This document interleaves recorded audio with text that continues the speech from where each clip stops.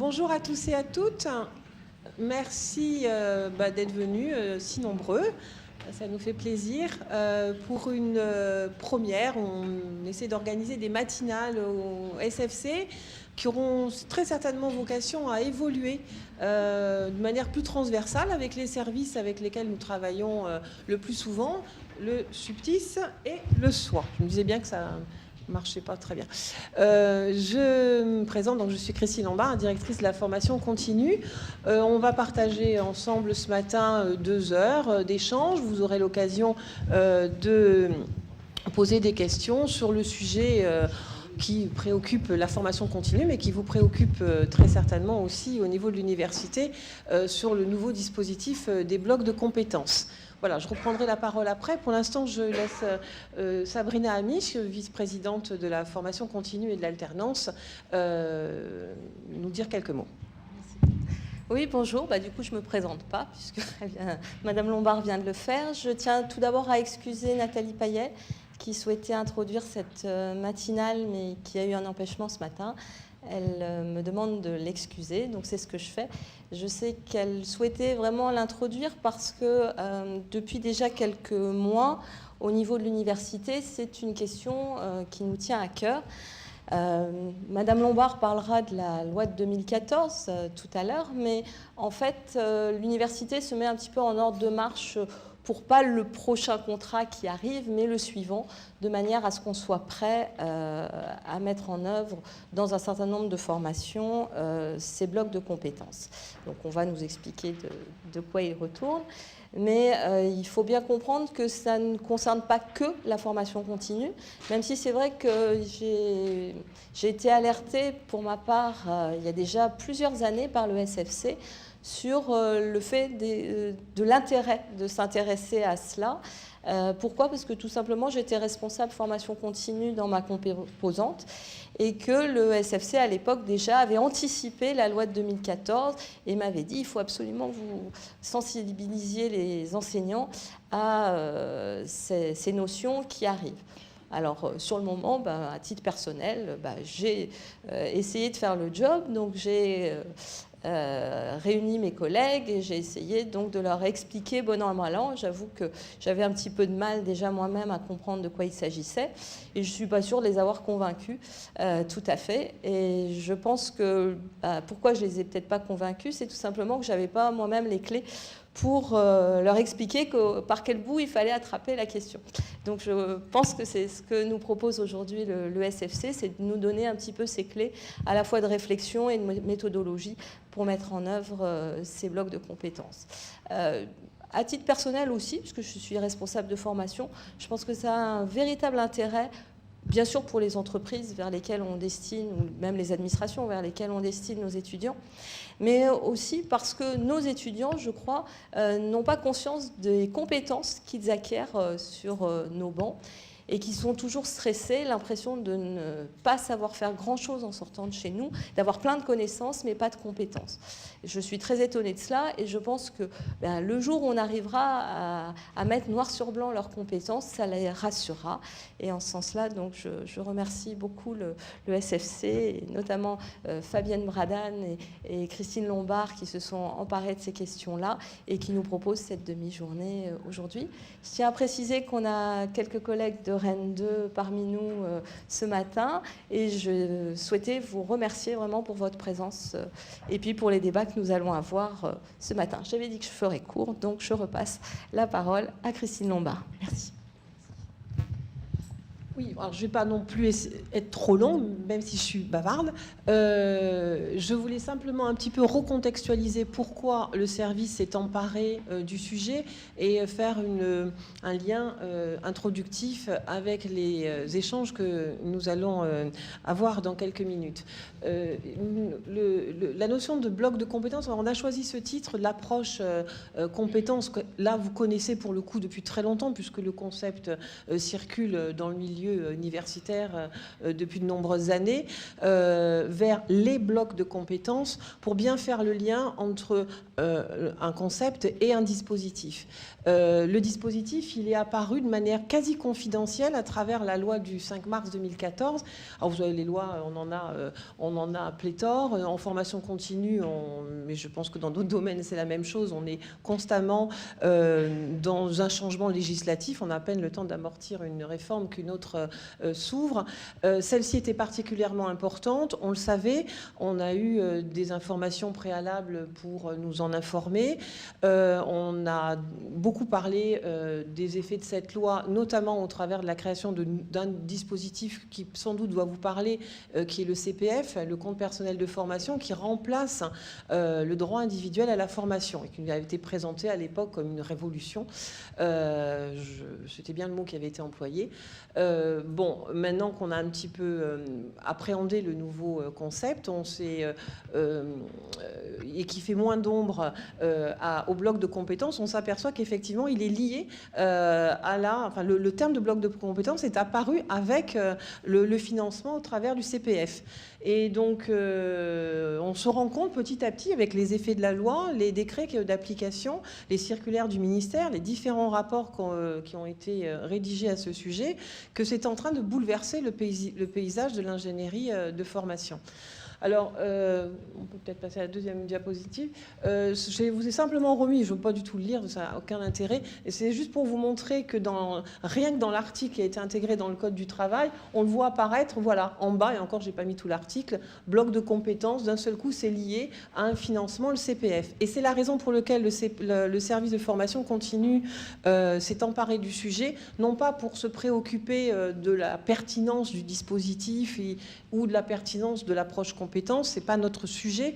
Il y a un dispositif à déployer dans le cadre de la loi qui nous est intimement lié au financement, à l'aide à la reprise d'études des stagiaires. Notre intérêt dans la démarche, c'était effectivement de voir comment on pouvait faire.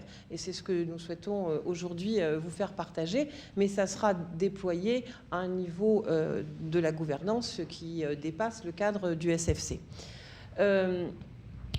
Simplement, les PowerPoint, vous les aurez. Simplement, quelques rappels du contexte de pourquoi on est passé dans le concept de la compétence et du bloc de compétences.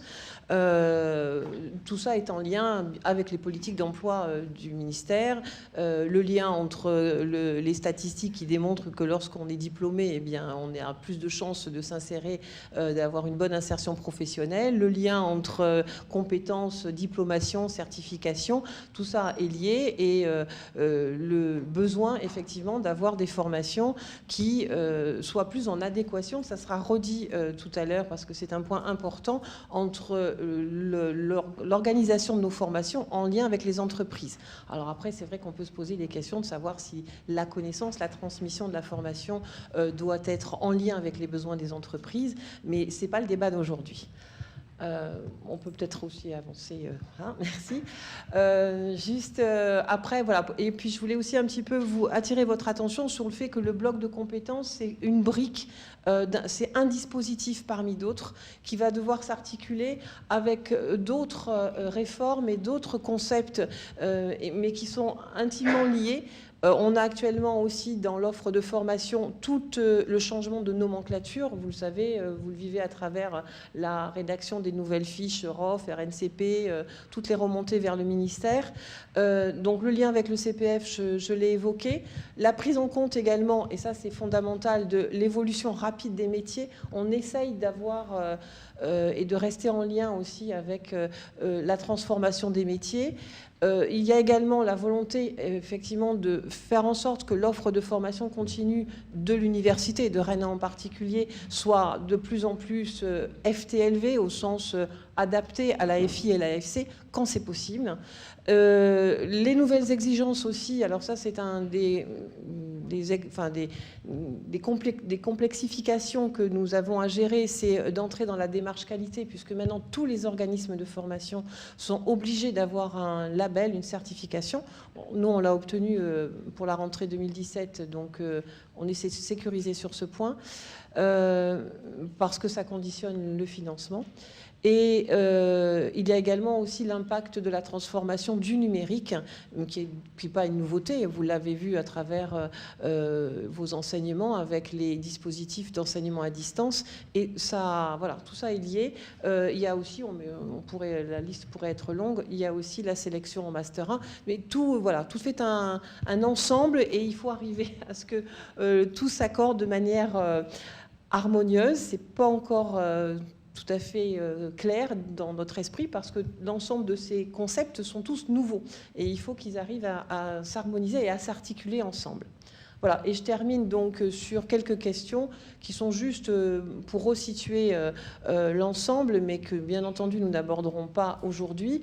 L'impact sur l'ingénierie, c'est peut-être un petit peu ce que vous allez voir aujourd'hui, et c'était aussi le but, c'est de vous rassurer, de vous sécuriser sur la faisabilité du dispositif. Ça vous sera redit aussi, il n'est pas question de transformer toute l'offre de formation en bloc de compétences, ça n'a aucun sens. C'est juste un dispositif parmi d'autres. Ce qu'on demande, c'est que effectivement vous regardiez et que quel intérêt ça peut avoir, quelle faisabilité vous pouvez vous approprier dans le concept des blocs de compétences. Il y a des formations, ça n'aura absolument aucun intérêt de le faire.